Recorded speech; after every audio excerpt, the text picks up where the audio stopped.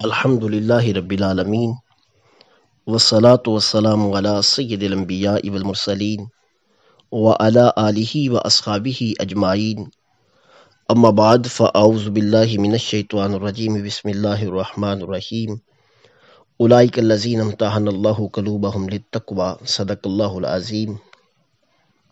ایمانیات course کی 23ویں نشست کا آغاز کر رہے ہیں۔ اس نشست میں صحابہ کرام رضوان اللہ تعالی علیہم اجمعین کے حوالے سے گفتگو کا ارادہ رکھتا ہوں۔ گزشتہ نشستوں میں انبیاء کرام علیہم السلام کے حوالے سے تفصیل سے گفتگو کرنے کے بعد نبی پاک سید عالم صلی اللہ علیہ وسلم کے محبت کے تقاضوں میں ایک تقاضا ہے کہ حضور کے صحابہ کرام اور اہل بیت اطہار سے محبت رکھی جائے۔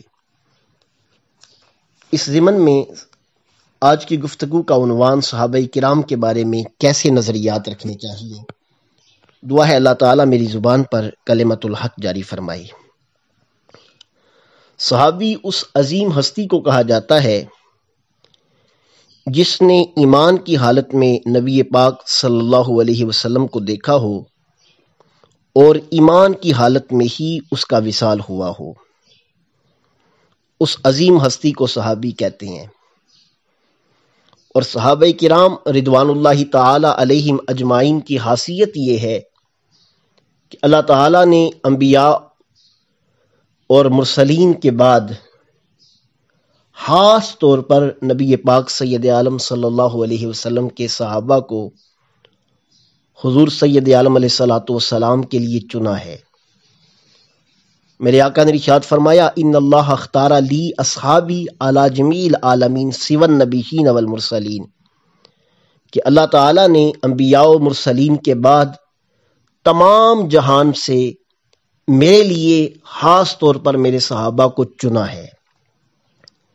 صحابہ کرام رضوان اللہ تعالی علیہم اجمعین وہ عظیم ہستیاں ہیں جن کے بارے میں اللہ تعالیٰ نے قرآن مجید برہان رشید میں ارشاد فرمایا اولئک الذین امتحن اللہ قلوبہم للتقوی، یہی وہ لوگ ہیں جن کے دلوں کو اللہ تعالیٰ نے تقوی کے لیے چن لیا ہے۔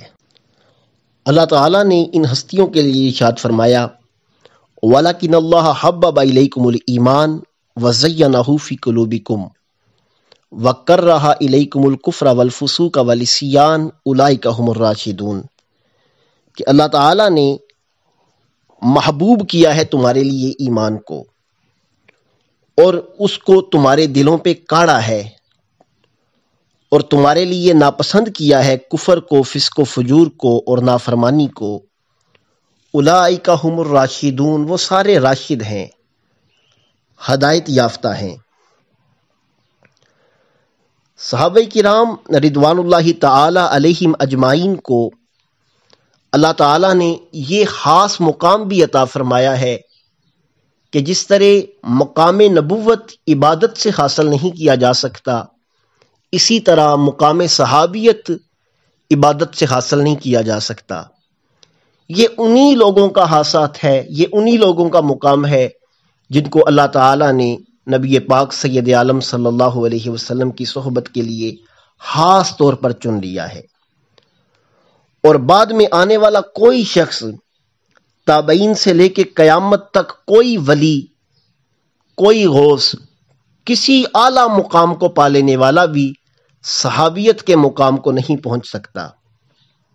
نبی پاک سید عالم علیہ الصلوۃ والسلام کا فرمان ہے لا تسبوا اصحابی، میرے صحابہ کو برا بلا نہ کہو، فلو ان احدہم انفق مثل احد ذہبا ما بلغ مد احدہم ولا نصیفہ، میرے آقا نے فرمایا کہ اگر میرے صحابہ ایک مد یا اس سے آدھا حصہ کوئی چیز اللہ کی بارگاہ میں صدقہ کریں، بعد میں آنے والا احد پہاڑ جتنا سونا اللہ کی بارگاہ میں خرچ کرے، فرمایا میرے صحابی کے مد کو نہیں پہنچ سکتا، میرے صحابی کے ایک چھوٹے پیمانے کو بعد میں آنے والے آدمی کا احد پہاڑ جتنا سونا نہیں پہنچ سکتا۔ اور صحابہ کرام رضوان اللہ تعالی علیہم اجمعین کا خاص طور پر مقام یہ ہے کہ تمام صحابہ کرام رضوان اللہ تعالی علیہم اجمعین جنتی ہیں اور تمام صحابہ عادل ہیں۔ قرآن مجید برہان رشید میں اللہ تعالیٰ نے ارشاد فرمایا لا یستوی من انفق قبل الفتح وقاتل اولئک اعظم درجات من الذین انفقوا من بعد وقاتلوا وکلا وعد اللہ الحسنی واللہ بما تعملون خبیر، کہ وہ لوگ جو فتح مکہ کے بعد ایمان لائے، انہوں نے بعد میں قتال کیا، وہ ان لوگوں کے برابر نہیں ہے جن لوگوں نے فتح مکہ سے پہلے مال خرچ کیا اور فتح مکہ سے پہلے جنگ کی۔ پہلے جنگ کرنے والے اعلیٰ درجات کو مالک ہیں۔ اور ساتھ ہی فرما دیا وَكُلًّا وَعَدَ اللَّهُ الْحُسْنَى، اور اللہ نے تمام سے خیر کا وعدہ کیا ہے، تمام سے جنت کا وعدہ کیا ہے۔ پہلے صحابہ کرام کے دو گروہوں کا ذکر کیا، ایک وہ جو فتح مکہ سے پہلے اپنا مال خرچ کرتے رہے، پہلے جنگ میں شریک رہے، دوسرے وہ جو فتح مکہ کے بعد ایمان لائے، مال اپنا خرچ کیا، قتال کیا۔ پھر اللہ تعالیٰ نے فرمایا کہ یہ برابر تو نہیں ہے، جنہوں نے پہلے خرچ کیا، پہلے ایمان لائے، وہ بعد والوں سے افضل ہیں درجات کے حساب سے۔ اور ساتھ فرما دیا وَكُلًّا وَعَدَ اللَّهُ الْحُسْنَى، اور اللہ تعالیٰ نے تمام سے بلائی کا وعدہ کیا، تمام سے حسنہ کا وعدہ کیا، خیر کا وعدہ کیا، جنت کا وعدہ کیا۔ اور ساتھ فرما دیا واللہ بما تعملون خبیر، اور اللہ تعالیٰ جانتا ہے جو تم کر رہے ہو۔ اس کا مطلب یہ ہے کہ اللہ تعالیٰ نے جو جنت کا وعدہ کیا ہے وہ اعمال کو دیکھ کے کیا ہے۔ ہمیں صحابہ کرام رضوان اللہ تعالی علیہم اجمعین کے اعمال کے بارے میں تفتیش نہیں کرنی چاہیے۔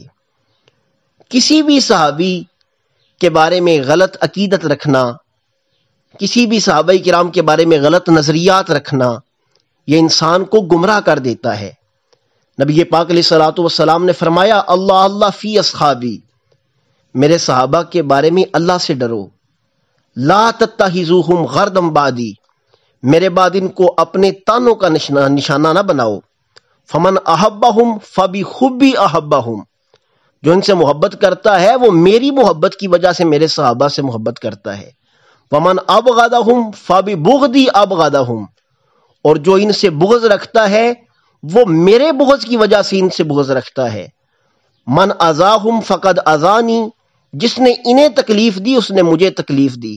ومن اذانی فقد اذى اللہ، اور جس نے مجھے تنگ کیا، مجھے اذیت دی، اس نے اللہ کو اذیت دی، اور جس نے اللہ تعالیٰ کو اذیت دی اللہ تعالیٰ اس کو پکڑے گا۔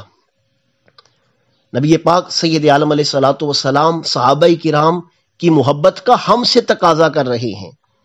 صحابہ کرام رضوان اللہ تعالی علیہم اجمعین کی محبت اور تعظیم لازم ہے۔ ان کے مابین جو معاملات پیش آئے، جو مشاجرات ہوئے، ان پر ہمیں اپنی رائے دینے کی اجازت نہیں ہے، ہمیں اس پر فیصلہ کرنے کی اجازت نہیں ہے۔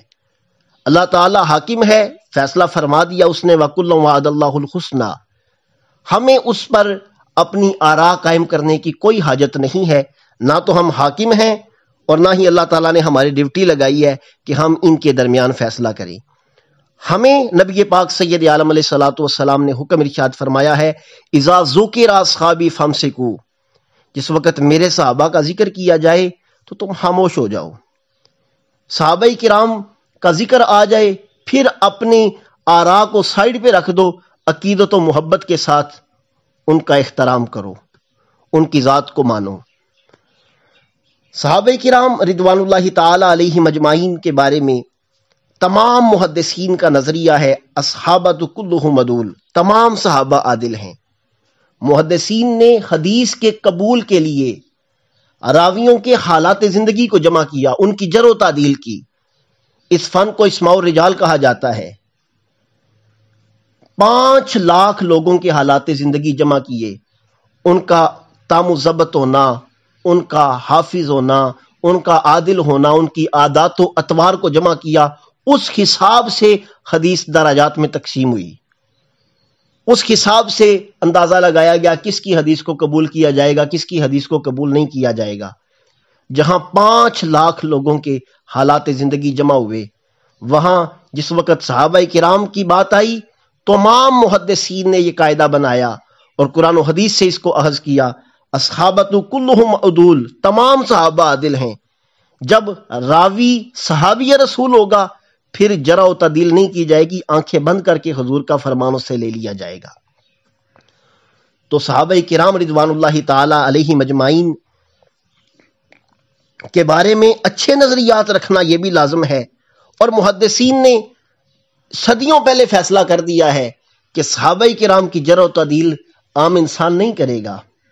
सहाबा किराम के बारे में हुक्म हम नहीं लगाएंगे, वो जो इरशाद फरमाएंगे हम उसको कबूल करेंगे। नबी पाक सल्लल्लाहु अलैहि वसल्लम ने इरशाद फरमाया, खैरुन नास करनी, तमाम लोगों से बेहतर मेरे जमाने के लोग हैं। सुम्मल्लज़ीना यलूनहुम सुम्मल्लज़ीना यलूनहुम, फिर वो जो इन्हें मिले हैं, फिर वो जो इन्हें मिले हैं। यानी सहाबा किराम, उसके बाद ताबईन, उसके बाद तबा ताबईन।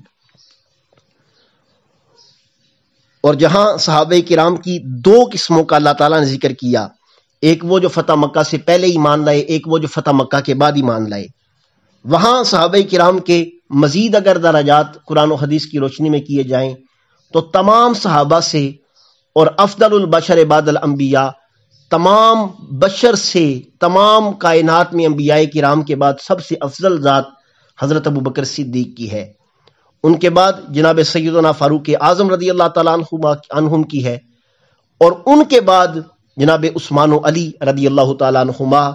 उसके बाद अस्हाबे बदर, फिर अस्हाबे उहद, फिर अस्हाबे बैत रिदवान, फिर वो सहाबा जो फतह मक्का से पहले ईमान लाए, और फिर वो सहाबा जो फतह मक्का के बाद ईमान लाए। और तमाम सहाबा काबिल इख्तराम है।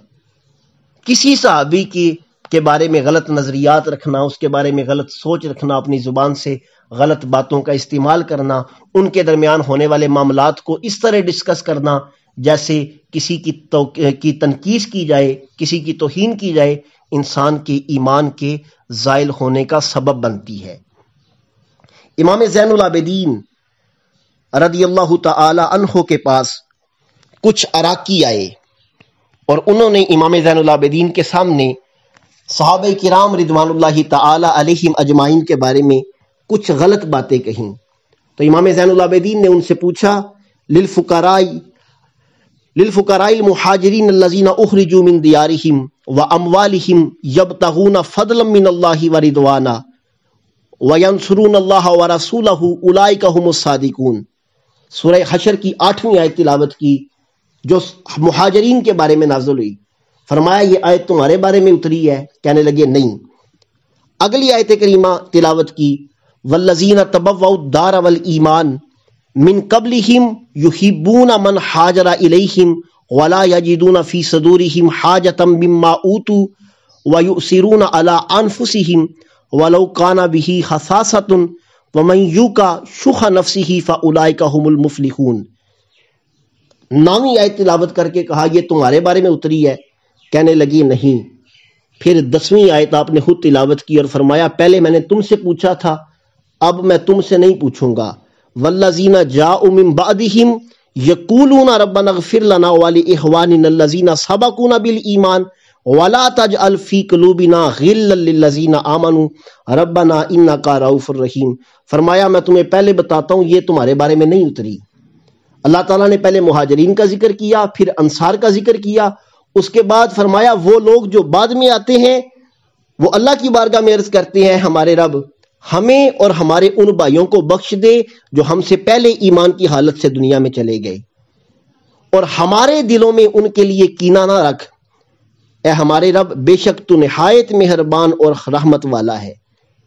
इमाम ज़ैनुल आबिदीन फरमाने लगे ये वो लोग हैं जो पहले गुजरों को अच्छे अल्फाज से याद करते हैं, तुम अच्छे अल्फाज से याद नहीं करते, लिहाजा ये आयत भी तुम्हारे बारे में नाज़िल नहीं हुई।